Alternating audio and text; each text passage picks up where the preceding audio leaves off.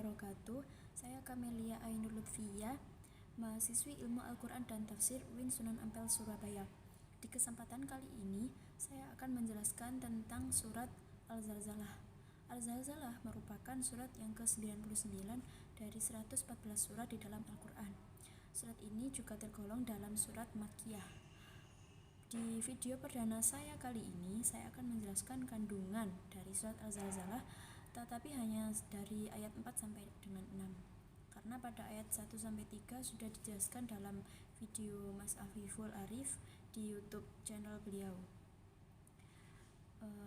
Ayat 4 sampai 6 surat Al-Zalzalah yang berbunyi A'udzu billahi minasyaitonir rajim.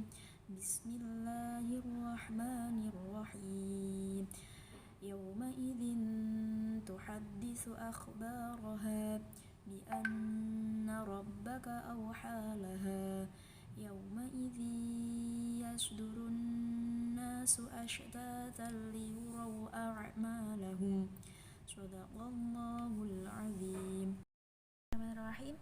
Penjelasan surat Al-Zalzalah untuk ayat keempat, Yauma idzin tuhadditsu akhbaraha, yang artinya pada hari itu bumi menyampaikan beritanya.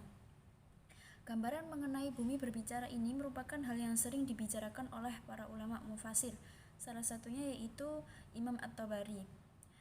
Beliau berpendapat bahwasanya berbicara dengan bumi itu merupakan kiasan, karena hal itu merupakan suatu keadaan yang belum pernah terjadi sebelumnya, dan secara tidak langsung itu memberitahukan kepada penanyanya dan juga menjelaskan tentang beritanya.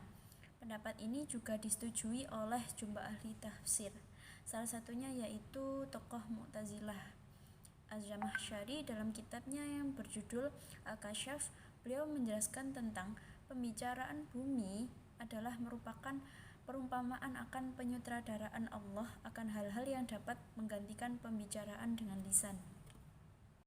Dalam ayat keempat ini, Al-Marughi juga berpendapat bahwasanya ketika itu hanyalah bumi yang dapat menceritakan apa kejadian selanjutnya.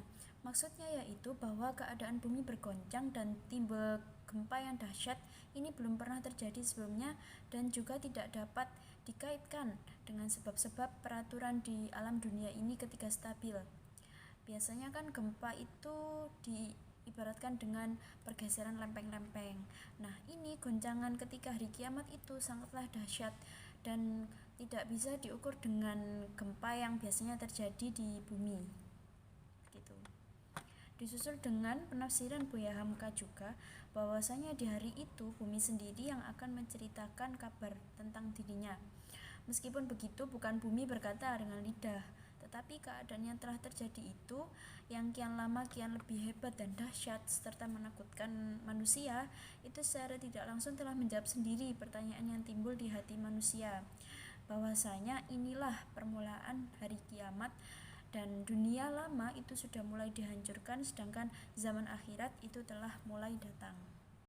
Untuk penjelasan surat Al-Zalzalah ayat 5, bi anna rabbaka awhalaha, yang artinya karena sesungguhnya Tuhanmu telah memerintahkan yang sedemikian itu kepadanya. Buya Hamka di sini berpendapat bahwasanya segala yang tengah terjadi itu adalah sesuai ketentuan dari Allah, qadarullah. Ajal pun juga begitu apabila telah sampai pada waktunya. Al-Kashani menegaskan, Allah lah yang memerintahkan bumi itu berguncang dan kemudian mengakibatkannya rusak, hancur, runtuh dan mengeluarkan segala isinya yang terpendam, seperti halnya yang dijelaskan dalam Quran surat Al-Zalzalah ayat 2. Dan Al-Marughi juga berpendapat bahwasanya sesungguhnya apa yang terjadi pada bumi ketika hari kiamat itu hanyalah berdasarkan perintah Allah secara khusus. Sedangkan Allah sendiri berfirman kepada bumi, kun, jadilah, maka jadilah engkau hancur, seperti ucapannya, jadilah engkau bumi. Nah, perintah Allah di sini dapat dikatakan sebagai wahyu, karena sebelumnya Allah belum pernah memerintahkan seperti itu kepada bumi. Penafsiran Ar-Raghib juga demikian, tetapi lebih menggunakan pendekatan balaghah, bahasa Arab, dan juga petunjuk Al-Quran, ketika dia mengatakan wahyu adalah isyarat yang cepat dan tersembunyi. Apabila yang diberi isyarat itu benda hidup, maka ia adalah ilham, dan apabila yang diberi isyarat itu benda mati, maka ini dinamakan taskhir atau penundukan. Bahasa Arab sendiri telah menggunakan wahyu dengan makna cepat, al-wahya, yang berarti cepatlah, cepatlah. Nah, kata auha dalam ayat ini itu terambil dari kata wahyu yang berarti memberi isyarat yang cepat. Dari sini ia juga diartikan sebagai memerintahkan. Digunakan kata wahyu ini menurut sebagian para ulama itu bertujuan sebagai isyarat. Jadi mengisyaratkan perbedaan keadaan antara penciptaan bumi pertama kali dengan kehancurannya untuk yang terakhir kali. Sedangkan kata laha, nah ini digunakan sesudah kata auha, bi anna rabbaka auha laha. Nah, kata auha ini ditakdiahkan dengan lam. Inilah yang menarik perhatian dari para ulama tafsir dan juga para ulama balaghah bahasa. Sebab yang masyhur itu seperti yang dalam surat An-Nahl ayat 68 itu biasanya menggunakan kata ilah, wa auha rabbuka ilah. Nah, begitu. Sedangkan di surat Al-Zalzalah ini menggunakan redaksi awhalaha. Nah, mengapa tidak menggunakan ilah tetapi laha? Hal ini tuh dimaksudkan karena perintah yang demikian tegas dan juga cepat. Di sini nyata bahwa munculnya pentransitifan dengan lam karena lam itu mengandung makna sangat istimewa agar lebih komunitatif, jelas, dan juga lebih tegas.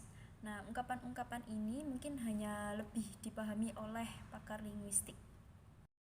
Dan yang terakhir, penjelasan surat Al-Zalzalah ayat 6. Yauma idzi yasdurun nasu ashtatan liyuraw a'malahum. Pada hari itu manusia keluar dari kuburnya dalam keadaan yang bermacam-macam supaya diperlihatkan kepada mereka balasan atas apa yang mereka kerjakan. Nah, di sini Quraisy Shihab dalam kitab Tafsir Al-Misbah berpendapat bahwa pada hari itu manusia kembali, yaitu bangkit, dihidupkan dengan cepat dari kuburnya menuju Tuhan untuk melakukan perhitungan hisab di satu tempat yang ditemukan, yaitu padang mahsyar, dalam keadaan yang bermacam-macam sesuai dengan amal ibadah mereka. Itu supaya diperlihatkan kepada mereka masing-masing catatan amal yang mereka lakukan semasa hidup di dunia.